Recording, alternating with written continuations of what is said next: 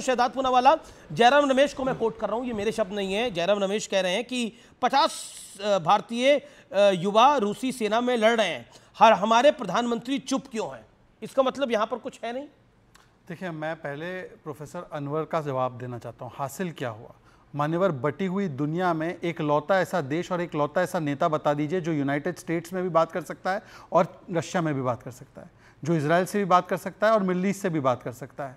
बताइए और कोई देश अगर आपके नाम ध्यान में ना। चाइना, एक सेकंड बीच में मत बोलिए प्लीज सर, प्लीज, मैंने अभी शुरू किया है, मैंने अभी बस शुरू ही किया है भाई।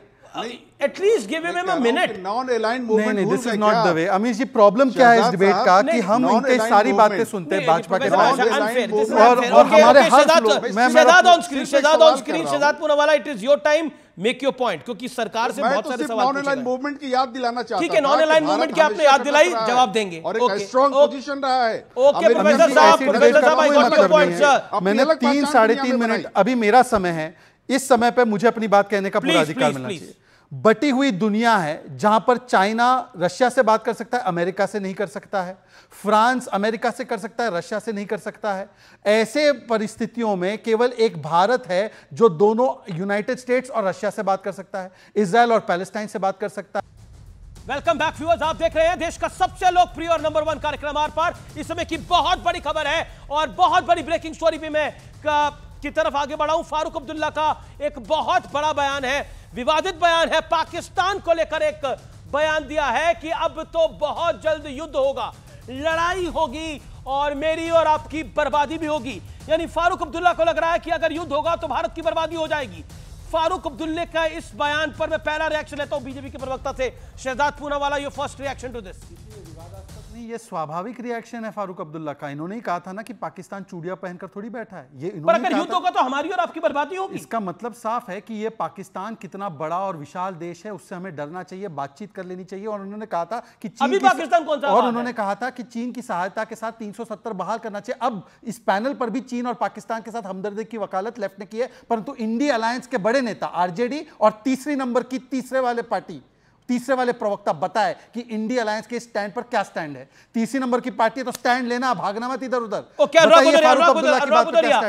जो फारूक अब्दुल्ला ने बोला स्ट्रेट, बिल्कुल सीधा सवाल है। और आपने बोला अमीश देवगन आप हमें समय कम देते हो, हम तीसरे नंबर की पार्टी है। सर, जब आपकी 3 सीटें थी ना तब भी अमीश देवगन आपको स्टूडियो में बुलाता था, आपको समय देता था। जब आपकी 5 सीटें थी ना तब भी समय देता था। तो हम सबको बराबर का समय ही देते हैं। इसलिए पॉइंट सीधा है, मेरा सवाल सीधा है। जो फारूक अब्दुल्ला ने बोला सही या गलत, इंडिया अलायंस क्या कहता है इसके ऊपर? इंडिया अलायंस के बड़े नेता फारूक अब्दुल्ला और ये स्ट्रैटेजिक पार्टनर है आपके, और ये तीसरी नंबर की पार्टी। देखिए, दरअसल में भारतीय जनता पार्टी सच्चाई का सामना नहीं करना चाहती। अरे तीसरी नंबर की पार्टी स्टैंड लीजिए भाई। नहीं, भागने मत दीजिए इनको, विषय से नहीं भागेंगे, विषय से नहीं भागेंगे।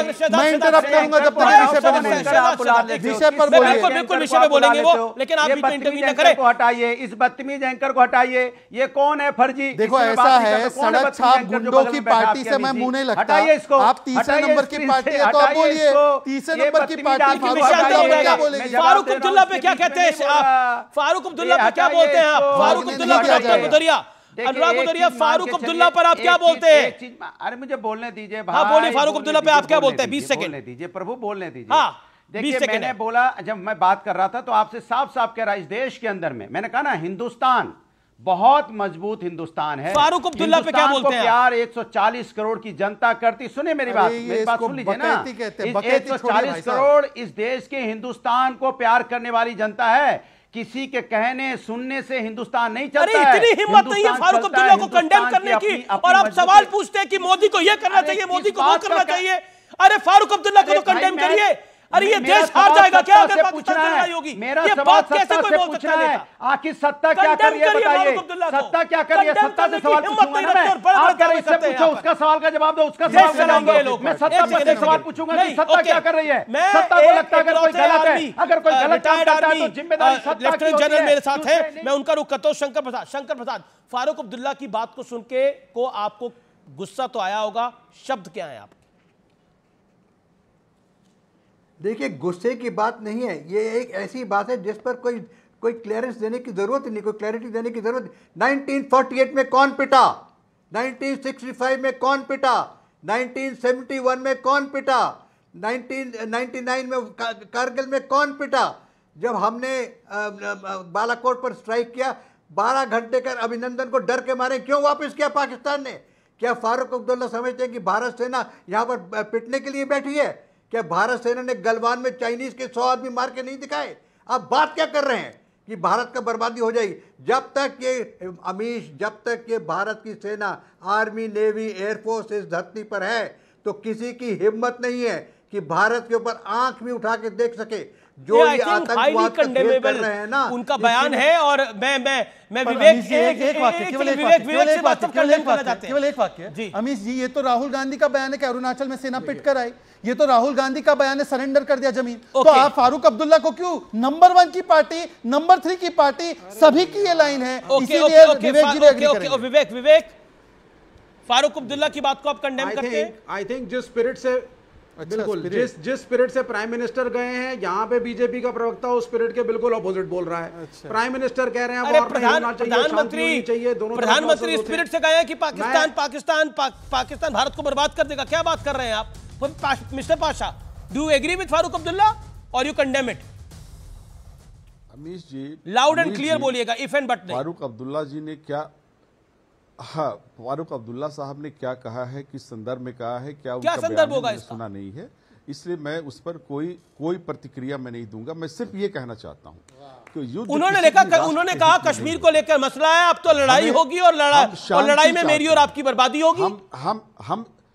हम शांति चाहते हैं। अमीश जी सुनिए, अरे किस कीमत पे शांति चाहते हैं? अगर कोई भी देश हमारी तरफ, कोई देश अगर हमारे ऊपर आंख उठा करके देखेगा तो आंख उठा के देख रहा है जी, हम उसकी आंख उठा के देख रहा है। हमारी सेना के पास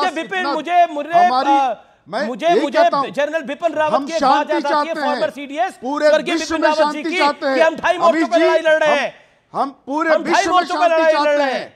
आज लड़ाई तो देश के अंदर अपनी है। हम शांति के उपासक हैं, हम शांति के उपासक हैं। अरे जिन्होंने जंगल बिहार में कायम किया वो शांति के उपासक हैं। पाकिस्तान के साथ शांति चाहिए आपको, आतंक के साथ शांति चाहिए।